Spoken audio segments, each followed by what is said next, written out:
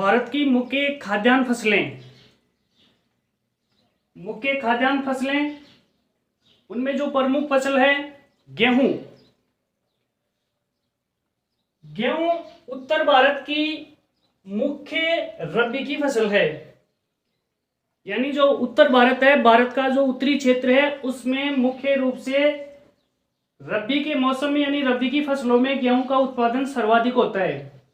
अब इसके आगे अपन बात करते हैं कि जो ये गेहूं की फसल है, इसके उत्पादन के लिए जो अनुकूल भौगोलिक दशाएं हैं, यानी किस प्रकार का वातावरण होना चाहिए, जलवायु कैसी होनी चाहिए, तापमान कितना होना चाहिए, वर्षा कितनी होनी चाहिए और मृदा कैसी होनी चाहिए इसके बढ़िया उत्पादन के लिए।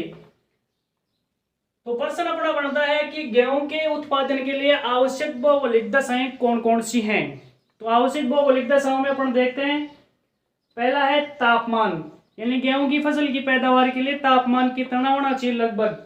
तो गेहूं की फसल के लिए तापमान 10 डिग्री सेंटीग्रेड से 25 डिग्री सेंटीग्रेड तक औसत रूप से रहना चाहिए। इससे अधिक या कम यदि टेम्परेचर रहता है तो इसके उत्पादन पर विपरीत प्रभाव पड़ता है। फिर दूसरा आवश्यक भौगोलिक दशाओं में टॉपिक आता है अपना जलवायु। गेहूं की फसल के पैदावार के लिए समशीतोष्ण जलवायु की आवश्यकता होती है। यानी जलवायु कैसी होनी चाहिए, समशीतोष्ण जलवायु होनी चाहिए, न अधिक गर्मी होनी चाहिए न अधिक ठंड होनी चाहिए। फिर है वर्षा। गेहूं की फसल की पैदावार के लिए 25 सेंटीमीटर से 75 सेंटीमीटर औसत वार्षिक वर्षा की आवश्यकता होती है। जहां पर बरसात कम होती है वहां सिंचाई के माध्यम से भी गेहूं की फसल का उत्पादन किया जाता है। फिर मृदा या मिट्टी। गेहूं की फसल के लिए किस प्रकार की मृदा की आवश्यकता होती है, मिट्टी कैसी होनी चाहिए।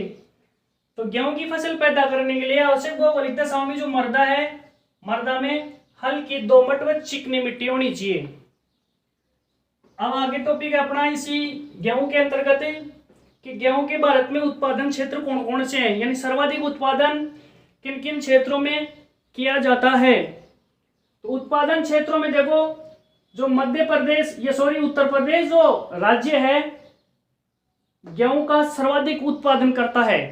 यानी भारत में गेहूं के उत्पादन में प्रथम स्थान है वो उत्तर प्रदेश राज्य का है। सर्वाधिक उत्पादन करता है, लगभग 32%। कुल उत्पादन का लगभग 32% उत्पादन केवल अकेले उत्तर प्रदेश राज्य के द्वारा किया जाता है। दूसरा स्थान आता है पंजाब का। पंजाब में लगभग 21% गेहूं का उत्पादन किया जाता है।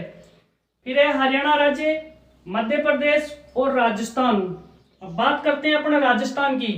राजस्थान में मुख्य रूप से गेहूं कौन कौन से जिलों में उत्पादित होते हैं। तो प्रथम स्थान आता है गंगानगर का। फिर आता है हनुमानगढ़ जिला, यानी राजस्थान में गंगानगर में, हनुमानगढ़ में, जयपुर में, कोटा में, अलवर में, भरतपुर में और इसके अलावा अन्य जिलों में भी गेहूं का उत्पादन होता है। गेहूं के बाद में बात करते हैं अपन चावल की। चावल है भारत में खाद्यान्न पदार्थों में सबसे अधिक खाया जाने वाला खाद्यान्न पदार्थ है।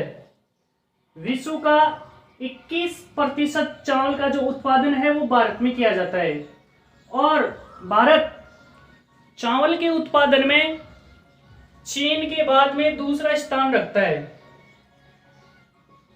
विश्व के कुल उत्पादन का 21% चावल भारत में पैदा होता है और सर्वाधिक चावल विश्व में पैदा करने वाला जो राष्ट्र है वो है चीन। चीन के बाद में भारत का चावल के उत्पादन में दूसरा स्थान है। अब इस जो चावल की कृषि होती है उसको खुरपे की कृषि यानी होए कल्चर के नाम से भी जाना जाता है, क्योंकि इसमें ज्यादातर काम खुरपी से होता है, इसलिए इसको खुरपे की कृषि या होए कल्चर कहते हैं। क्या कहते हैं, होए कल्चर या खुरपे की कृषि।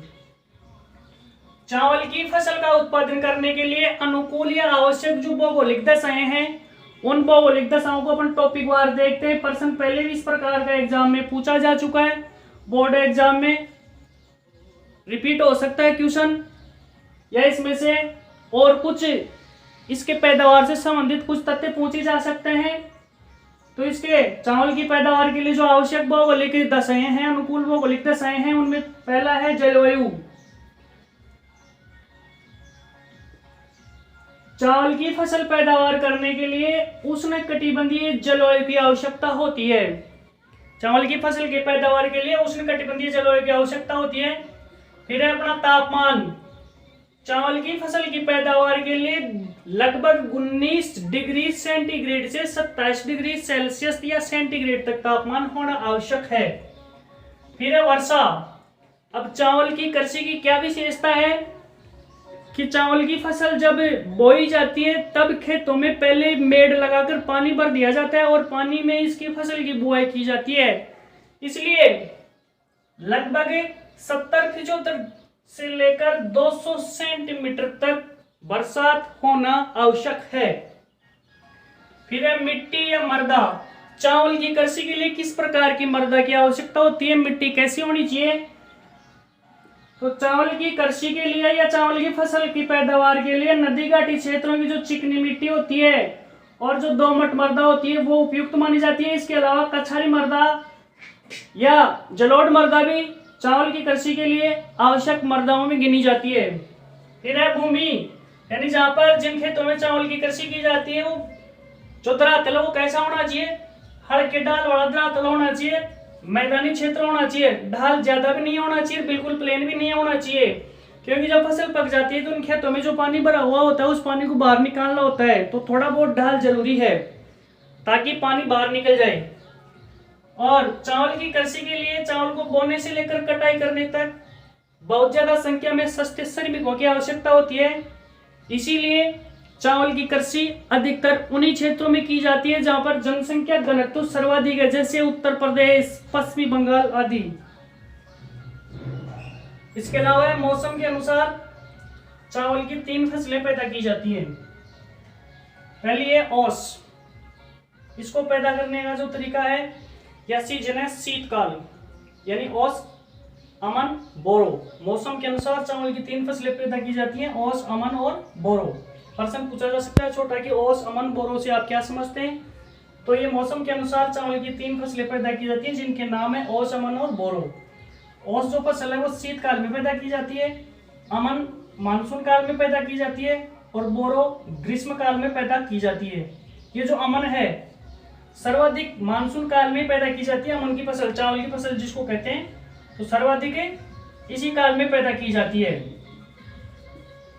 मानसून काल में। फिर आते हैं चावल के उत्पादन क्षेत्र। चावल के उत्पादन क्षेत्रों में पहला स्थान है पश्चिमी बंगाल का, जहां पर सर्वाधिक जनसंख्या है या जनसंख्या घनत्व ज्यादा है, जनसंख्या बहुत अधिक है, इसलिए सर्वाधिक उत्पादन पश्चिमी बंगाल में किया जाता है। दूसरा स्थान आता है पंजाब का, फिर आंध्र प्रदेश आता है, उत्तर प्रदेश आता है, उड़ीसा आता है। फिर बात करते हैं अपने राजस्थान की। तो राजस्थान में चावल का उत्पादन गंगानगर, हनुमानगढ़, कोटा, बूंदी आदि जिलों में चावल का उत्पादन किया जाता है।